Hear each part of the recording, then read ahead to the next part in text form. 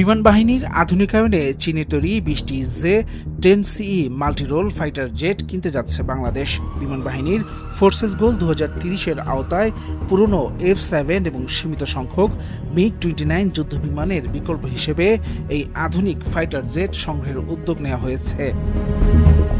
2024 সালের আগস্টে শেখ হাসিনা সরকারের পতনের পর প্রধান উপদেষ্টা মোহাম্মদ ইউনূসের নেতৃত্বাধীন অন্তর্বর্তীকালীন সরকার এই যুদ্ধবিমান ক্রয়ের আলোচনাকে গতিশীল করে। পরবর্তীতে 2026 সালের ফেব্রুয়ারির নির্বাচনের পর গঠিত বিএনপি নেতৃত্বাধীন সরকারও এই প্রতিরক্ষা নীতি সচল রেখেছে।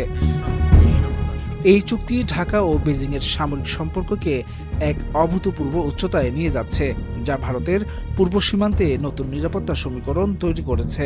প্রায় 2.2 বিলিয়ন মার্কিন ডলারের এই প্রতিরক্ষা চুক্তিকে শুধু সামরিক ক্রয় হিসেবে নয়, বরং আঞ্চলিক কৌশলগত ভারসাম্যের একটি গুরুত্বপূর্ণ পরিবর্তন হিসেবে দেখছেন বিশ্লেষকরা।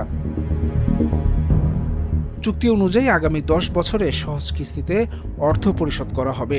2026 থেকে 2027 সালের মধ্যে বিমানগুলো বাংলাদেশে পৌঁছানোর সম্ভাবনা রয়েছে। এর সঙ্গে প্রশিক্ষণ, রক্ষণাবেক্ষণ, লজিস্টিক্স ও উন্নত অস্ত্র ব্যবস্থাও সরবরাহ করবে চীন।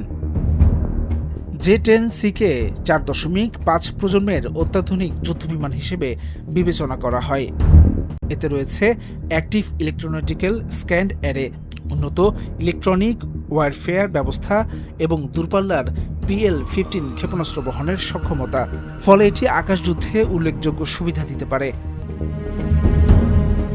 তবে এই চুক্তি ভারতের প্রতিরক্ষা মহলে উদ্বেগ তৈরি করেছে। বিশেষ করে ভারতের উত্তর পূর্বাঞ্চলের সঙ্গে মূল ভূখণ্ডকে সংযুক্ত করা শিলিগুড়ি করিডর বা চিকেন নেক এর নিরাপত্তা নিয়ে নতুন আলোচনা শুরু হয়েছে। ভারতীয় বিশ্লেষকদের আশঙ্কা, বাংলাদেশের উত্তরাঞ্চলে উন্নত যুদ্ধবিমান মোতায়েন করা হলে তা কৌশলগত চাপ তৈরি করতে পারে। অন্যদিকে বাংলাদেশের সামরিক সরঞ্জামের বড় একটি অংশ দীর্ঘদিন ধরে চীন থেকে আসে। সাবমেরিন, যুদ্ধজাহাজ, ট্যাঙ্ক ও ক্ষেপণাস্ত্র ব্যবস্থার পর এবার আধুনিক যুদ্ধবিমান যুক্ত হওয়ায় ঢাকা বেইজিং সামরিক সহযোগিতা আরও গভীর হচ্ছে বলে মনে করছেন পর্যবেক্ষকরা। তবে বাংলাদেশের অবস্থান স্পষ্ট, এটি দেশের সার্বভৌম, নিরাপত্তা ও প্রতিরক্ষা সক্ষমতা বৃদ্ধির অংশ, কোনো দেশের বিরুদ্ধে জোট গঠনের পদক্ষেপ নয়। ডেস্ক রিপোর্ট, ভোরের কাগজ।